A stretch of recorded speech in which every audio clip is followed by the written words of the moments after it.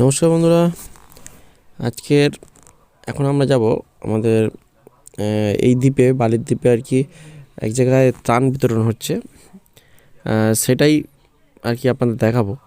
তো আমরা সবাই যাচ্ছি, আমার দাদা ভাই আছে সামনে, পিছনে আরও অনেকেই আছে। অলরেডি অনেক লোক চলে গেছে। দেখতে পাচ্ছেন আমাদের এটা নদী ফেরি। সুন্দরবন জঙ্গলের খুব কাছাকাছি আমাদের এই বাড়ি বা দ্বীপ বলতে পারেন। আমাদের থেকে এখান থেকে খানিকটা গেলেই সুন্দরবন প্রপার জঙ্গলটাই পাওয়া যায়। আর এটা হচ্ছে আমাদের নদী, বাড়ির সাইডেই। বুঝতেই পারছেন আমরা কীরকম জায়গায় তাহলে বসবাস করি। যাই হোক, আর সামনেটা আমরা খেলার মাঠ, আমরা এই নদীর চরেতে ব্যারিকেড করে এখানেই সবাই আমরা খেলাধুলা করি, ওই যে মাঠটা ডান সাইডে।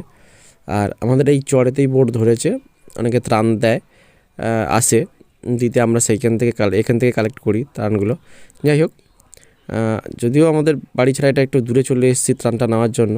এই যে নদী, এখন আমরা যাচ্ছি ওই যে সামনে বোটটা ধরে আছে ওখানে। আর এই ত্রাণ নিতে গেলে মনে পড়ে অনেক স্মৃতির কথা। ফণি, বুলবুল, ইয়াস যেগুলো হয়ে গেছে অলরেডি, এগুলোতে আমাদের এমন অবস্থা হয়েছিল, নদী বাঁধ ভেঙে বন্যার জল ঢুকে। আর আমাদের দিকে বলতে গেলে প্রায় 2-1 বছর পরপরই নদী বাঁধ ভাঙেই, এটা কমন হয়ে গেছি আমরা, যে নদী ভাঙবে এরকম একটা ব্যাপার আর কি। যাই হোক, খুব দুঃখের সহিত জানাচ্ছি এটা, যদিও বলছি খুব ভালোভাবে।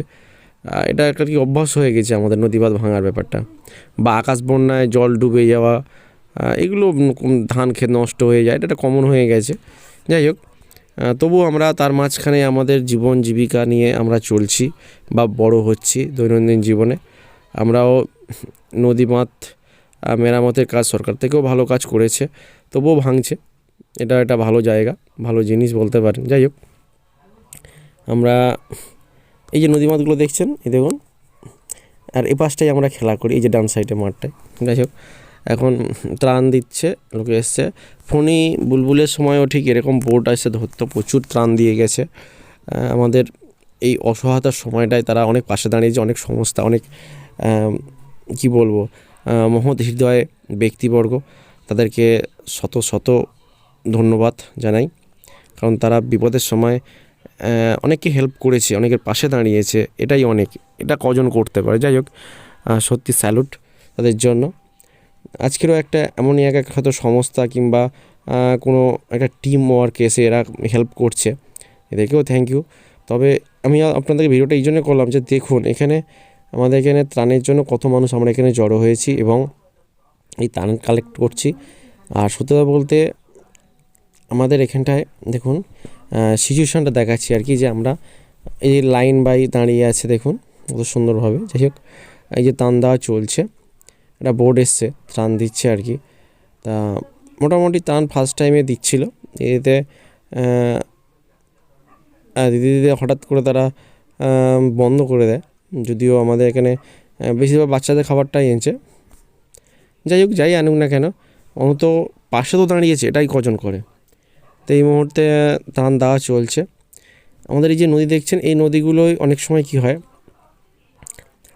অনেকে বলে এই নদীতে কুমির থাকে না। সুন্দরবনের সঙ্গে কিন্তু যে নদী, সুন্দরবনের সঙ্গে ওতপ্রোতভাবে কিন্তু এই নদীগুলো যুক্ত, একদম এক সাইড বাই এক সাইড পুরো নদীটা পুরোটাই যুক্ত। এই নদী থেকে আমরা অনেক সময় কুমির দেখতে পাই, বা আমাদের এই নদীর চরেও অনেক কুমির দেখেছি আমরা। কেননা এই নদী চলে গেছে একদম প্রপার জঙ্গলের সরতে। আর এছাড়া এগুলো আমাদের একটা দ্বীপ, একটা বড় বড় দ্বীপ।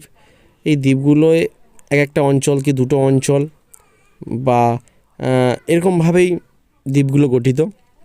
আর আমাদের এখানে প্রত্যেকটা দ্বীপই মানে খুব যে বড় আহামরি তা নয়, মোটামুটি দুটো অঞ্চল বা একটা অঞ্চল নিয়ে এরকম দ্বীপ গড়ে উঠেছে।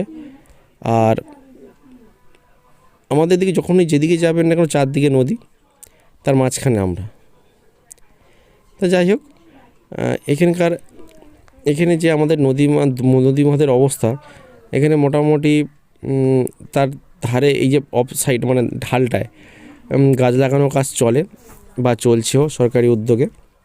এবং এই গাছগুলো থেকেই আমাদের অনেকটা নদীমাতকে রক্ষা করার বড় উদ্যোগ এই গাছই। এই গাছগুলো থাকলে আমাদের নদীমাত্রা ভাঙে কম। এবং সবথেকে বড় জিনিস হচ্ছে গাছের জন্যই মাটির ক্ষয়টাও কম হয়। দেখুন ওই পাটটা দেখুন জঙ্গলটায়, ওই দেখুন পুরো জঙ্গল, তার পাশেই কিন্তু বাঁধ।